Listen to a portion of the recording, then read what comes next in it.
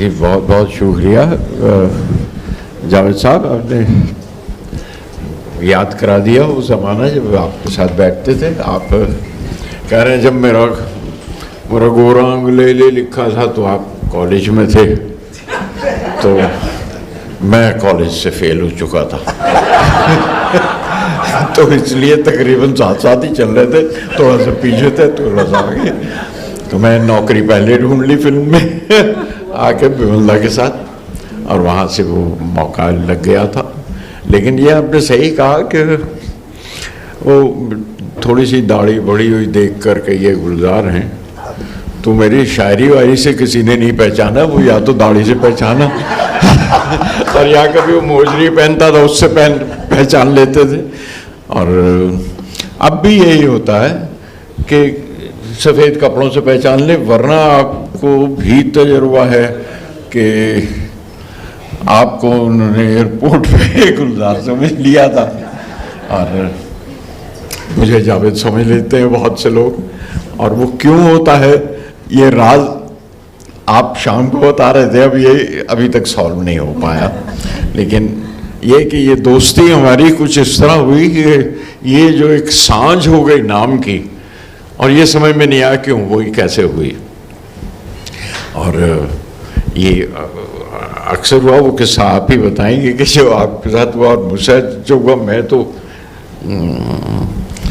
रक्षंदा जी के साथ अमेरिका कई 2-4 बार गया, कई जगहों पे, कई जहाँ भी, जिस शहर में भी, यहाँ भी गया। और मैंने इस बात का जिक्र किया कि अब वो मैं तो मैं कहा बाकी तो किताब में मैंने सारा पढ़ लिया, पर मैं चाहता था कि मैं अपनी एक नज़्म मेरी, अगर मुझसे पूछते अरविंद जी मिलते किसी वक्त, तो मैं इन्हें ज़रूर कहता कि ये मैं देखिए मुझसे नहीं पूछा आपने जावेद साहब के बारे में, क्योंकि वरना मैं बहुत कुछ जानता हूँ। और तो मैं वो ले आया कि भाई ये क्यों नहीं आपने शामिल किया उसमें। अब ये तजुर्बा आप इनसे पूछे, रक्षंदा जी गवाह हैं कि मैं जहाँ भी गया हूँ अमेरिका में ये सुनाई, हर शहर में और हर जगह मुझे दाद मिली है इस नज़्म की। आप ये अगर कबूल कर लें, आपने तो लिख दिया एक लड़की से मिला, एक लड़की को देखा तो ऐसा लगा। अब वो हर अंतरे में मुझे लगता है ये दूसरी लड़की है, ये वो पहली वाली नहीं।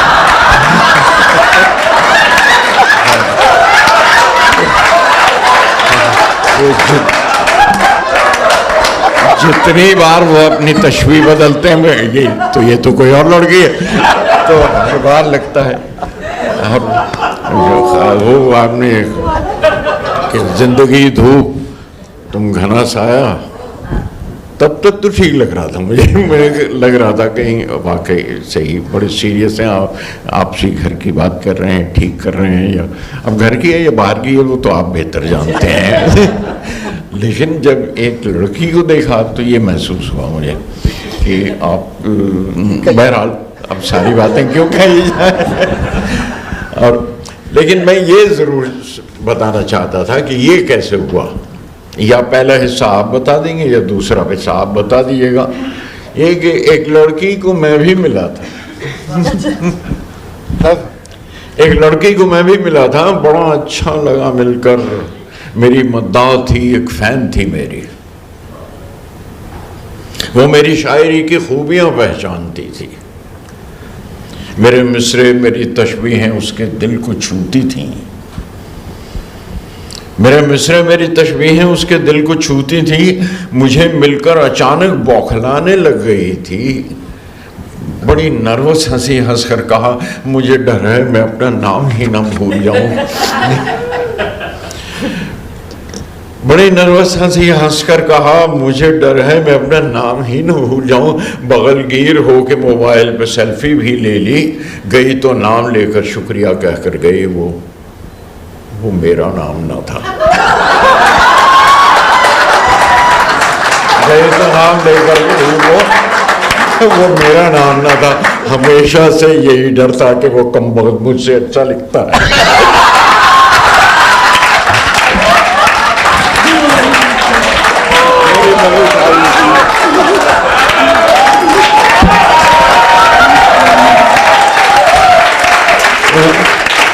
अरविंद जी, आपकी किताब का सबसे पहला असर मुझ पर ये हुआ जब मैंने आपकी किताब पढ़ी कि यार मेरे पास नहीं आए, मुझसे क्यों नहीं पूछा।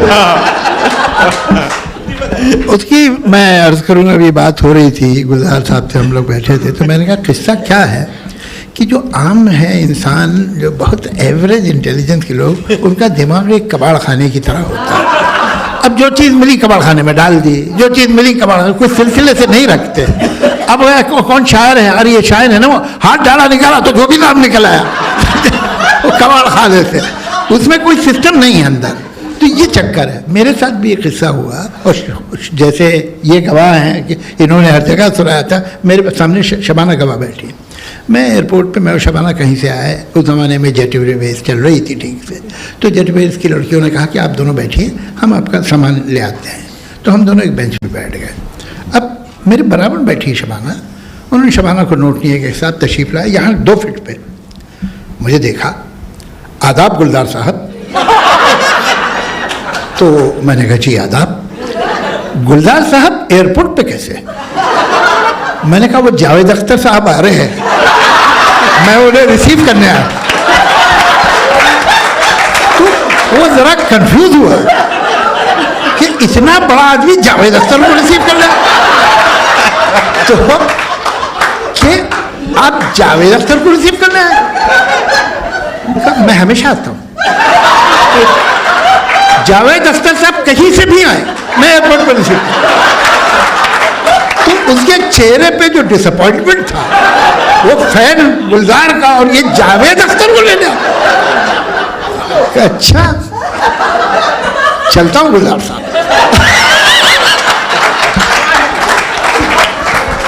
तो वो किस्सा ही है, वो किस्सा ये है कि जाहिर है कि हमारी सूरत भी नहीं मिलती, और कुछ भी ऐसा नहीं कि आप इसे देख कह के धोखा खा जाए कि ये बिल्कुल एक शक्ल के लोग हैं, भाई क्या करें। वो सिर्फ ये है कि कबाड़ खाने में शायरों के सब नाम और पते एक जगह डाल दिए गए, अब वो खेचा तो उसमें जो भी निकल आया।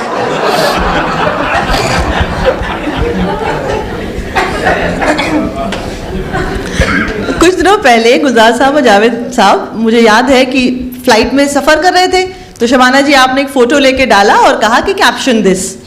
तो करण जौहर का एक बहुत प्यारा जुमला था, उन्होंने लिखा कि 116 चांद की रातें और एक ये तस्वीर। तो आज भी वही आलम है, एक ये तस्वीर। और हमारे कुछ अच्छे कर्म रहे होंगे कि हम आपके साथ स्टेज पे बैठे हैं, वरना हमारी कोई हैसियत नहीं कि हम आपके साथ बैठे। बहरहाल मैं उससे मिलकर पूछूंगा, तुमने चांद किसको कहा और रात किसको कहा? पता लगना चाहिए ठीक से। नहीं, वैसे तो चांद का कॉपीराइट मेरा है कि इसलिए ये एक बहुत पुरानी किताब है, एक बूंद चांद। और वैसे कोई और इस्तेमाल करे तो उन्हें रॉयल्टी देनी चाहिए, पर कोई रॉयल्टी देता नहीं। लेकिन ये भी ज़रूर है कि मुझसे अक्सर ये पूछा गया कि ये 116 क्यों है, और सच ये है कि मुझे गिनती नहीं आती थी, कहीं भूल गया। तो 116 नहीं थी, वो 117 थी। अच्छा जी हाँ, मतलब ऐसा कोई मतलब इस 117 की कोई गिनती में 116 नहीं, 117 होंगे, नहीं तो 119 होंगे। मतलब जैसे कि एक साल में इतनी चांद रातें होती हैं, ये मतलब। वाह, बहुत खूबसूरत। कई लोग ये भी सोचते हैं, ये बड़ी दिलचस्प बात है, मैं इसलिए कह रही हूँ क्योंकि मैंने सुना है कई लोगों से, और शायद मुझे ऐसा समझ में आया उनकी बातों से, कई लोग आपको प्रोफेशनल राइवल समझते रहे कई सालों तक कि भाई ये तो दोनों एक ही तरह के दो लिखने वाले हैं, इनकी तो आपस में दोस्ती नहीं होगी। अब हकीकत आपको पता है, आप दोनों का रिश्ता कैसा रहा है पिछले कई साल? नहीं, देखिए, एक तो ये तो कोई सवाल ही नहीं इसमें, मतलब मुझे कभी एक सेकंड को नहीं लगा कि हमारी रिलेशनशिप में इस तरह की कोई तनाव या तलखी या कोई एक मुकाबले का मिजाज है ही नहीं, और है ही नहीं।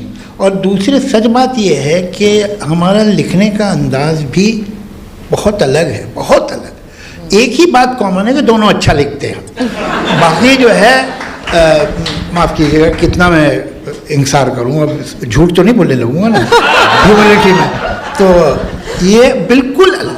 और कोई सवाल ही नहीं, उसमें कोई गुंजाइश ही नहीं है। बल्कि आप ये देखिए, हमेशा जो वाकई अच्छे, जैसे फैज़ और मजाज बेहतरीन दोस्त थे, बेहतरीन दोस्त थे।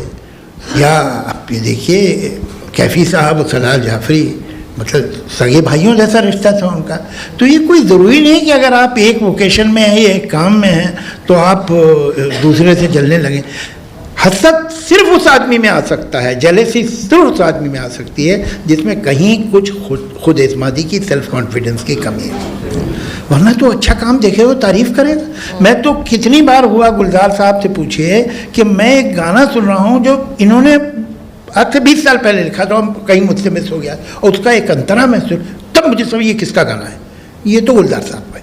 मैंने इन्हें फ़ोन किया कि गुलजार साहब ये गाना आपने कब लिखा था, ये नहीं पूछा कि आपका गाना है कि नहीं, और ये तो कमाल का अंतरा है। ये सही कह रहा हूँ गुलजार साहब? जी जी। तो ये तो आप अगर एक अच्छी चीज़ को अच्छी चीज़ नहीं समझ सकते, अच्छे काम को अच्छा काम नहीं समझ सकते, तो ये आपकी बदनसीबी, उसे क्या फ़र्क पड़ने वाला।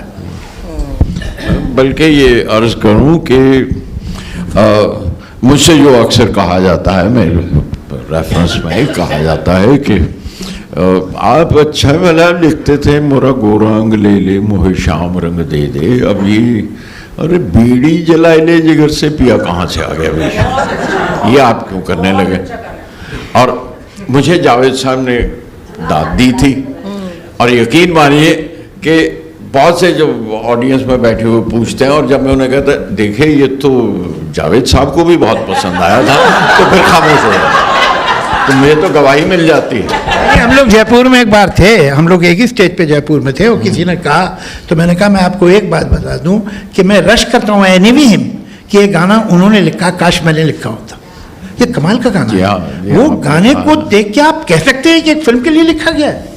वो गाने की एक एक लाइन ऐसी है जो ऐसा लगता है कई सौ साल से लोग गा रहे होंगे। ये फोक सॉन्ग है। हाँ नहीं, और बत्ती तो वहाँ भी जल गई थी। लेकिन कहते हैं कि नेगेटिव और पॉजिटिव मिले तो बत्ती जलती है, अब नेगेटिव मैं ही होगा, तो नहीं हो सकते।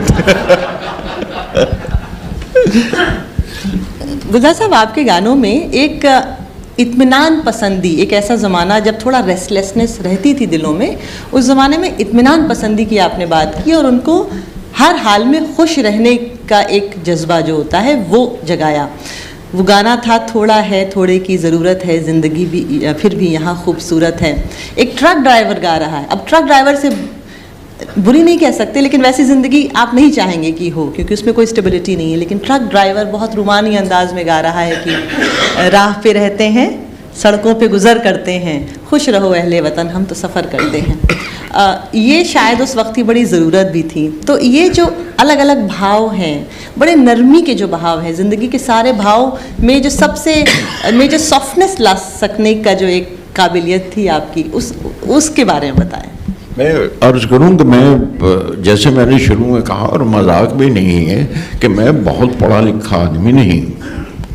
ये सही है कि मैं, आप कॉलेज में पढ़ रहे थे आकर, मैं कॉलेज में फेल हो चुका था, तो मेरी ज़बान एक हद तक रही जो मैंने अपने माहौल से उठाई, और वो माहौल दिल्ली का पार्टीशन से पहले का जी। उससे पहले के माहौल में जो कि थोड़ी बहुत ज़बान सीखी थी, तो एक मुजीबुर रहमान हमारे मौलवी साहब थे, वो गुनगुना के और तरन्नुम में पढ़ते थे गज़ल और सिखाया करते थे उसके मानी। तो जो बच्चों को सिखाने की ज़बान वो इस्तेमाल करते थे, तो वो उतनी मुश्किल ज़बान नहीं थी, और जिस तरह पढ़ाते थे हमें, तो मैंने जो सीखा या उर्दू ज़बान सीखी वो अपने माहौल से, आसपास से, और राइयों की ज़बान जो बागों के ठेके लिया करते थे, वो माहौल था हमारा, तो वो सीखी। और बल्कि पार्टीशन के बाद जब हिंदी आई है, तो माफ़ कीजिएगा मैं हिंदी नहीं पढ़ पाता हूँ अभी भी, और ना लिखता हूँ। मैं आज भी उर्दू ही में लिखता हूँ, उर्दू ही में पढ़ता हूँ। तो थोड़ी बहुत देवनागरी और साइन बोर्ड देख देख के सीख गए, क्योंकि बड़ी आसान है, देवनागरी बहुत आसान ज़बान है। और बोलिए, जावेद साहब ने ज़बान सीखी, और आज भी मैं कई बार लफ्ज़ों के मानी में किसी लफ्ज़ के तलफ़ुज़ में भी फंस जाता हूँ, तो आपको फ़ोन करता हूँ, और या जावेद सदीकी साहब को तो फ़ोन करता हूँ और उनसे पूछता हूँ। तो इसलिए मेरी ज़बान उस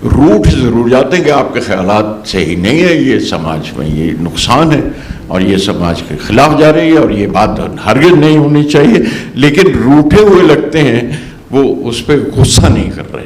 वो ये कमाल की खूबी है इनकी बातचीत में, इनकी गुफ्तगू में, जो मैंने महसूस की। और दूसरी वो खुद बता चुके हैं, मेमोरी इनकी माशाल्लाह, मेरा ख्याल 1 लाख 1.5 लाख शेर तो याद होंगे आपको, इतने तो होंगे, कम से कम 1 लाख 1.5 लाख तो होंगे, 1 लाख तो होंगे, चलिए कुछ रियायत कर कुछ। मैं सिपी फिल्म्स में जब मुलाकात हुई, मैं तो मद्दा इनका वहीं से बन गया था, वहीं से एडमायर करने लगा इनके याददाश्त, इनका शौक़, इनका इश्तियाक़, इनका चुनाव, इंतखाब अदब का, ज़बान का। अब नज़्म याद रह जाती है लोगों को, शेर याद रह जाते हैं, एक बार सुनते हैं तो इन्हें याद रहता है। अभी कुछ रोज़ पहले भी आज की पौध के लिखे हुए अशार इनसे सुन रहे थे कि उसमें चुनिंदा अशार क्या हैं, आज के शायर किस तरह बात कर रहे हैं, आज के नौजवान किस तरह लिख रहे हैं। और ये कृष्ण चंद्र का अफसाना पूरा सुना जाते थे, क्या बात, पूरा अफसाना उनका। मुझे मेरी याददाश्त नहीं है, उस तरह कह नहीं पाता, लेकिन जब ये सुनाते वो उस पैराग्राफ पे आते थे और कमाल करते थे कि अफसाना कृष्ण चंद्र का महालक्ष्मी के पुल। महालक्ष्मी तो मैं तुमसे इश्तराकी बनने को नहीं कहता, मैं तुम्हें कम्युनिस्ट होने को नहीं कहता, मैं सिर्फ इतना पूछता हूँ तुम महालक्ष्मी पुल के इस तरफ हो या महालक्ष्मी पुल के उस तरफ। तो जब सुनाते थे तो नज़्म की तरह मसनवी सुना गए पूरी। ये बहुत बहुत कम क्या, मुझे तो और कोई नज़र भी नहीं आया जो इस तरह से मसनवी की तरह सुना दे और ये बात कर जाए। परछाइयाँ, मुन्नी कबीर आने वाली थी, मुन्नी कबीर ने मुझसे उसकी जल्द पीछी, तो मुझे साहिर साहब ने वो दी थी परछाइयाँ की कॉपी, तो मेरे पास थी महफूज अब तक। तो उन्हें वो साहिर साहब पर वो एक डायरी बना रही, उसमें परछाइयाँ फिल्म का जिक्र आया, मैं परछाइयाँ किताब का जिक्र आया, तो मेरे पास एक थी, मैं कहा मैं ढूंढता हूँ, मैं निकाल लूँगा, है मेरे पास। तो मैंने ऐसे जिक्र किया, फ़ोन किया जावेद साहब को, तो मैं कहा किताब वो परछाइयाँ हैं आपके पास? नहीं, आप कहिए तो मैं सुना देता हूँ पूरी किताब है परछाइयाँ। आप क्या पूछ रहे हैं, क्या जानना चाहते हैं उसमें? वो परछाइयाँ आज भी याद है, आज भी किसी वक्त आप कहिए न पूरा सुना देंगे। क्या बात है। हाँ, मतलब कितने मेरा जुड़ाव पता नहीं और किसका किस तरह है, लेकिन मेरा जुड़ाव मुझे लगता है कुछ अलग तरह से है। जावेद साहब को बहुत अलग तरह से।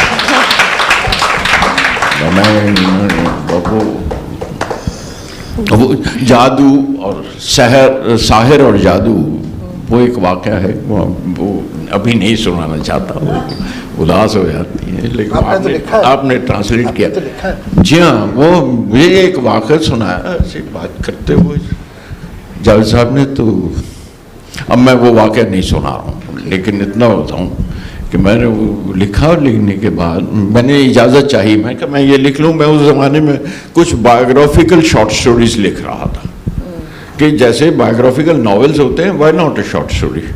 तो मैं कुछ बायोग्राफिकल शॉर्ट स्टोरीज इस तरह की जो, तो उस तरह से जिसमें वाक़यात सही हो, नाम सही हो, जो वही बात हो जो हुई। तो जब वो वाक़या सुना ना, तो मैं कहा जावेद साहब मैं ये लिख लूँ? हाँ लिख लीजिए। इजाज़त मिल गई, मैंने लिखी, लिख के मैंने भेजी थी आपको ताकि अप्रूव करा लूँ, कोई गलत बात। तो उनका फ़ोन आया मुझे, कहने लाल साहब हद कर दी, आपने मेरी ही बात पे मुझे रुला दिया। I remember that happen. आप वो है वो लिखे। तो ये it's an while I am talking all this, it's in the book and beyond the book. आपकी जादूनामा, ये जादू जो उसमें है किताब में और जादू के बाहर भी, उस किताब के बाहर जी।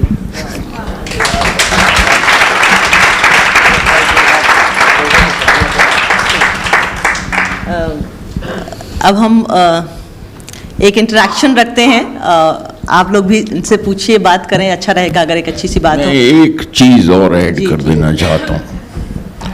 साहिर साहब के साथ इनका जो रिलेशनशिप है वो बड़े कमाल है। साहिर साहब ने एक बहुत बड़ा काम किया था कि विविध भारती पे जब गाने आते थे तो उसमें गायक का नाम होता था और संगीतकार का नाम होता था, सिर्फ उतना। साहिर साहब ने प्रोटेस्ट किया और ये कि गाने राइटर्स एसोसिएशन पे पास करा कि ये गाने नहीं दिए जाएंगे रेडियो पर, वो वहाँ नहीं जाएंगे जब तक गीतकार का नाम नहीं देंगे। और वो गीतकार का नाम शामिल हुआ साहिर साहब की वजह से। जावेद साहब जब राज्यसभा के मेंबर थे, ये आदमी understand every move of politics without being a politician.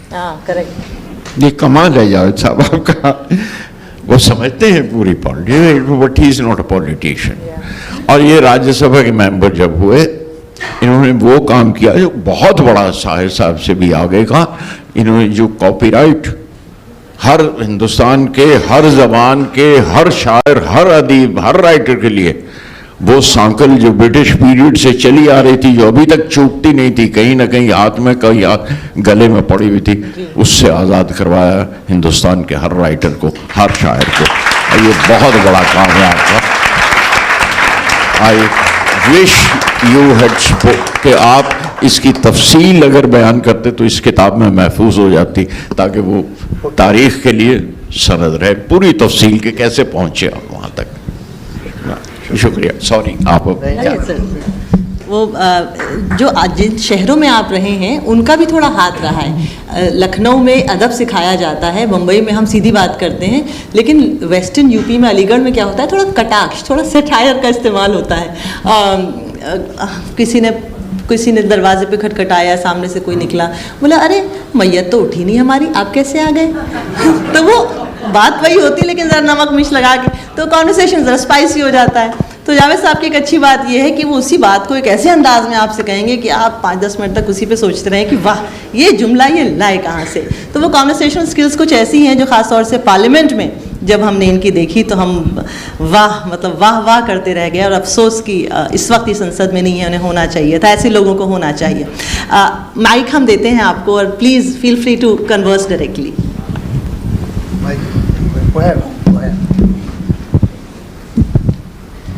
जी आदाब, मेरा नाम वजीहुद्दीन है, मैं जर्नलिस्ट हूँ।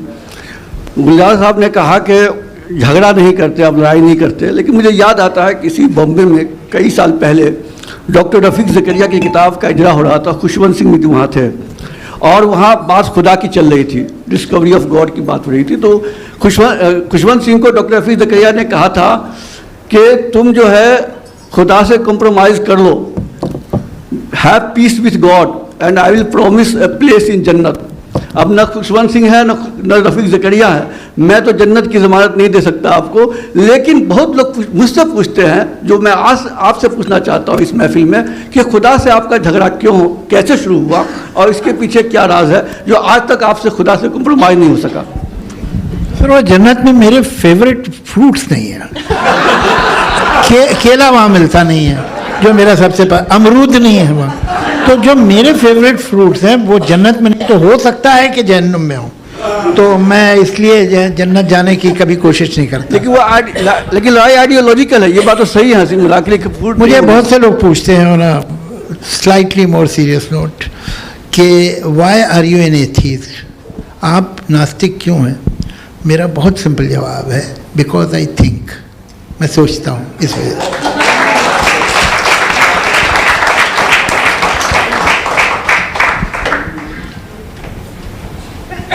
जी सर, माइक दीजिए। अभिजात सर, जब शबाना जी पढ़ रही थी तो उन्होंने एक लाइन पढ़ी कि 5 डेकेड्स पहले आपने तय कर लिया था कि आप अमीर बनोगे, तो इस प्रोसेस में आपने हमें कितना अमीर किया है उसका आपको अंदाजा है क्या? क्योंकि आपके डायलॉग हमारे डीएनए में है। आज भी कोई नया स्क्रीन पे लिखते तो सबसे पहले दीवार और शोले पढ़ ही लेते हैं। विट जो है वो बर्नार्ड शॉ और ऑस्कर वाइल्ड के लेवल की है। अभी जो आप दोनों बात कर रहे थे, ऐसा लग रहा था हम विंबलडन फाइनल देख रहे हैं, फेडरर और नडाल की।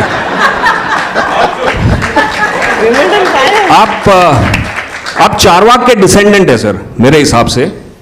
और गुलजार साहब ने जो बताया कि ह्यूमन राइट्स और आर्टिस्ट के राइट्स दोनों के लिए इतना संघर्ष किया है, और आप दोनों में शायद कंफ्यूजन लोगों को होता होगा क्योंकि आप दोनों एक दो ही है जो साहिर साहब और शैलेंद्र साहब के क्लियरली डिसेंडेंट्स है। तो ये जो रिचनेस है पूरी, ये जो रेंज है जो अनबिलीवेबल है, जो वर्ल्ड में शायद अनबिलीवेबल, इसका कोई पैरेलल नहीं होगा। तो आप मेरे मास्टर है क्लियरली। आपके मास्टर्स कौन है? आपका जो इन्फ्लुएंस है वो सिर्फ जीवन से है या कोई खास लोग हैं जिससे आप इन्फ्लुएंस्ड है? देखिए, अगर आप एक जगह से लेते हैं आप, तो यू आर अ प्लेजरिस्ट, और अगर 25-30 जगहों से लेते हैं then you are a research scholar. So I am a research scholar. Fact यह है कि अगर हम अपना on a more serious note, अगर हम अपना दिमाग खुला रखें तो कौन है अच्छा राइटर या अच्छा पोएट, वो किसी भी ज़बान का हो, किसी दौर का हो, किसी ज़माने का, जिससे हमें कुछ सीखने को नहीं मिल सकता। कौन से अच्छा प्रोज राइटर है स्टैंडर्ड का, जिससे हमें कुछ सीखने को नहीं मिल सकता। लेकिन ये कि कभी कभी लोग वो जो भक्त हो जाते हैं वो बड़ी गड़बड़ है, कहीं भी नहीं होना चाहिए, मेरा ऐसा ख्याल है। तो उसमें ये होता है कि हम एक आदमी की बाज़गश, जैसे एको कहिए, वो हो जाते हैं, तो फिर आवाज़ नहीं बन पाते। ज़रूरी ये है कि हम अच्छी बातें बहुत लोगों से सीखें। तो फिर जब हम 10 जगह से 10 पोइट से मुतासिर होंगे, 20 पोइट से मुतासिर, जब हम 20 बड़े बड़े राइटर से मुतासिर होंगे, तो हमको फिर उस सब मिल के वो अमलगमेट होके एक नई आवाज़ बनेगी जो आपकी अपनी होगी। Then you won't be an echo, you will be a voice. ये ज़रूरी है। तो मेरी खुशकिस्मती यही है कि मुझे ये सब देखने को, पढ़ने को मिला। जिस माहौल में था, जिन जिन जगहों पे गया वहाँ था, तो वो चाहे क्लासिकल पोइट्री हो या प्रोग्रेसिव राइटर्स मूवमेंट की पोइट्री हो या मॉडर्न हो या पोस्ट मॉडर्न हो, मैंने कभी ये नहीं सोचा अरे साहब ये तो ख़राब लोग हैं। हर जगह अच्छी पोइट्री और अच्छे पोइट्स हमें मिलते हैं। राइटर्स में क्लासिकल, मैं जब कॉलेज जाता हूँ, यूनिवर्सिटीज़ में जाके स्टूडेंट से बात करता हूँ, तो मैं उनसे हमेशा कहता हूँ कि तुम क्लासिक्स पढ़ो, लेकिन अगर तुमने सिर्फ क्लासिक पढ़े तो वक्त से पहले बुढ़े हो जाओगे। इसलिए तुम जो रेलवे स्टेशन पे पेपर बैग्स मिलते हैं, थ्रिलर्स मिलते हैं जो मिल्स एंड बूम्स की हैं, वो जेम्स हार्टली जो है, अर्ल स्टैनली गार्डनर जो है, तुम वो भी पढ़ो जब तुम बैल्ज़ैक को पढ़ रहे हो, टॉल्स्टॉय को पढ़ रहे हो, ताकि तुम में एक खिलंडरापन भी बाकी रहे, एक लाइट हार्टेडपन भी रहे, और वो संजीदगी और डेप्थ भी आए जो तुम्हें बैल्ज़ैक देगा या टॉल्स्टॉय देगा या हेमिंग्वे देगा। तो अगर सिर्फ हम वो पढ़ने लगे कम उम्र में, तो हम बहुत जल्दी हमारे दिमाग के बाल सफ़ेद हो जाएंगे, सर के हो ना हो। तो जी, तो ये असल में कुछ ऐसा मेरे साथ रहा। तो मैंने डिफरेंट सोर्सेज से पढ़ता रहा और डिफरेंट सोर्सेज से मुतासिर हुआ, वो चाहे क्लासिकल पोइट्री हो या फोक पोइट्री हो। अच्छा, हम लोग फोक को ज़रा नज़रअंदाज कर देते हैं, लेकिन मैं समझता हूँ लिरिसिस्ट होने के लिए गुलजार साहब मुझसे बेहतर बता सकेंगे। आपको कोई ग्रेट पोएट है नहीं, कोई बात नहीं, लेकिन वर्सटिलिटी चाहिए आप में। और वर्सटिलिटी सिर्फ आती है जब आप एक्सपोज हुए हैं हर तरह की ज़बान, हर तरह के लिटरेचर। तब आपको अगर किसान का गाना लिखना है तो एक तरह लिखेंगे, और एक मुग़ल बादशाह का गाना लिखना है तो दूसरी तरह लिखेंगे, और एक रॉक स्टार का गाना लिखा है तो तीसरी तरह लिखेंगे, और अगर एक घरेलू सीधी सी औरत जो एक भजन गा रही है उसका, तो आपके पास वो वोकेबलरी, वो रेपर्टोयर आपका जो है उसमें सब कुछ होना चाहिए। तो एक से मुतासिर होगे तो बर्बाद हो जाएंगे आप, वो नहीं चलेगा। तो ये मेरा ख्याल है। तो अच्छी बात ये है कि हम, और मैं समझता हूँ जो भी आज हैं उनमें खूबी यही होनी चाहिए कि अब भी क्या हुआ है इस जनरेशन को, उसका इनटेक उतना नहीं है जितना आउटपुट है। तैयारी एक जो म्यूज़िक की होती है, लफ्ज़ है म्यूज़िक में तैयारी, वही शायरी में भी है, वही स्क्रिप्ट राइटिंग भी है, वही डायलॉग राइटिंग में भी है। तैयारी थोड़ी कम है, टैलेंट कम नहीं है, तैयारी कम।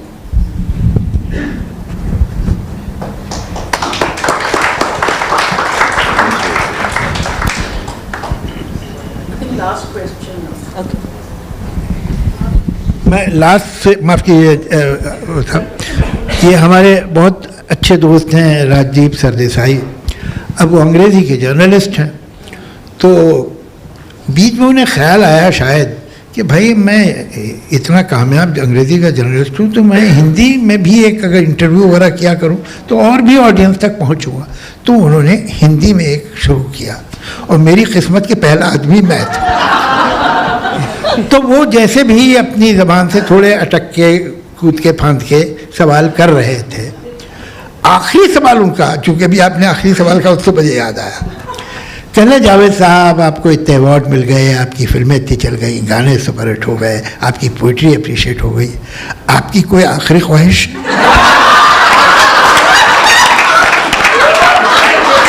तो मैंने कहा कि राजीव साहब, ये इस इंटरव्यू के बाद आप मुझे फांसी देने वाले हैं या गोली मारेंगे? तो चलिए साहब, आखिरी सवाल का आखिरी जवाब। हो गया। नहीं, एक सेकेंड, मैं इस पे एक ऐड कर दूं। हमारी एक टीचर थी, उनका अंग्रेजी में थोड़ा हाथ कमज़ोर था, तो मैंने उनसे बोला, ma'am have you seen Christopher sir? उन्होंने बोला, या ही जस्ट पास्ड अवे। जी, मैं ये पूछना चाह रहा था कि जावेद साहब और गुलजार साहब दोनों ने साहिर लुधियानवी साहब का खूब जिक्र किया और क्या अच्छी गुफ्तगू हुई। मैं आप लोगों से पूछना चाह रहा हूँ कि साहिर का जो मिसरा है, ये दुनिया अगर मिल भी जाए तो क्या है, इसको कैसे डिफाइन आप दोनों करेंगे? आपका सवाल अच्छा है, लेकिन एक बात याद रखिए कि हर नज़्म या हर शेर या हर गज़ल जो है, वो शायर ने एक ख़ास मूड में लिखी है, ख़ास लम्हे में लिखी है। ये कोई ऐसा नहीं है कि अब यही उसकी ज़िंदगी का यकीन है। तो वो उस लम्हे को उसने कैप्चर किया है जब उसकी ये फीलिंग थी। अब इसी शायर ने वो भी गाना लिया, जियो तो ऐसे जियो जैसे सब तुम्हारा है, मरो तो ऐसे कि जैसे तुम्हारा कुछ भी नहीं। तो अब ये भी उसने लिखा है, मैं ज़िंदगी का साथ निभाता चला गया। अब ये तो वो आदमी नहीं है जो कह रहा है कि ये दुनिया अगर मिल भी जाए तो क्या है, एक पॉजिटिव थिंग। तो लम्हे की बातें होती हैं, वो अलग अलग लम्हे में एक शायर, एक अदीब कुछ महसूस करता है, उस लम्हे को कैप्चर कर देता है और उन्हें अल्फाज दे देता है जो शायद हम जैसे आम लोग ना दे पाते। तो अब हमें जब उस मूड में हम जाएं, जब हमारे पास वो लम्हा आए, तो ये मिसरा काम आएगा। जब हम किसी दूसरे मूड में हो तो उसी शायर का कोई दूसरा मिसरा काम आ जाएगा।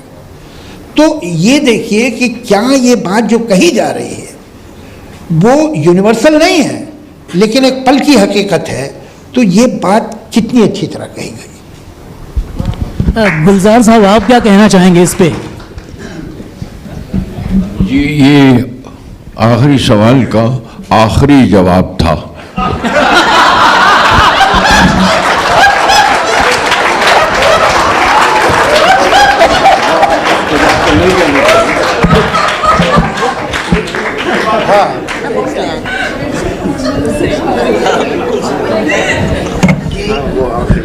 अच्छा, ये कमाल ये है कि हम लोग यहाँ जमे इसलिए हुए हैं, इन्होंने मुझे याद दिलाया, मैं भूल गया था कि एक किताब है जादूनामा, जिसको ये रिलीज करने वाले हैं। ये बात हम सबके दिमाग से निकल गई, तो अब उसमें करवा दीजिए जो होना है। और मैं चाहूँगा कुछ और लोग भी स्टेज पे आएँ, और वो एक होता है सब किताब लिए खड़े, तो उससे मालूम हुआ ना किताब काफ़ी पॉपुलर है। आइए तब्बू जी, फरा जी, जोया जी। अच्छा, पहले हम कर ले फिर, चलो ठीक, वरना कंफ्यूजन हो जाए किसके बारे में।